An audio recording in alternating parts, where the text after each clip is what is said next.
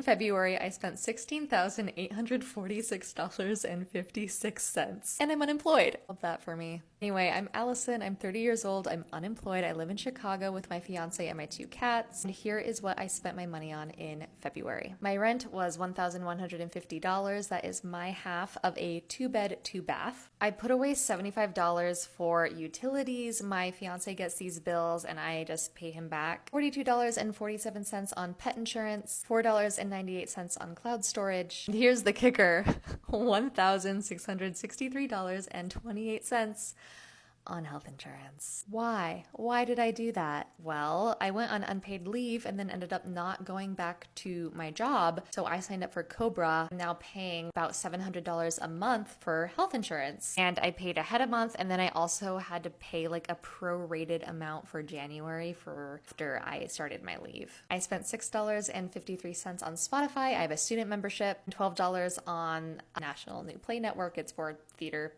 makers. Surprisingly spent $324.86 on groceries and household. That's a little high for me. Okay, I did accidentally include a meal out, which was $23. So I was about $50 over budget for groceries. I spent $214.71 on eating out. This includes a Valentine's Day dinner out that I paid for me and my fiance. How we currently share expenses is that we have a running spreadsheet and we just alternate paying for things. You see on the spreadsheet like who owes who money, and then therefore whose turn is it to pay for stuff. Let me know if that makes sense, but it's worked for us for the past 3 years. I only spent $33.18 on doctors and medical bills. I have a large amount of medical bills right now. I have about $2,000. It's a lot, but also not a lot considering my surgery was like $300,000 if I didn't have health insurance. But some of the things that I'm being charged for, I feel like I shouldn't be being charged for. And I keep saying I'm going to call insurance and then call the hospital and like dispute this. And I keep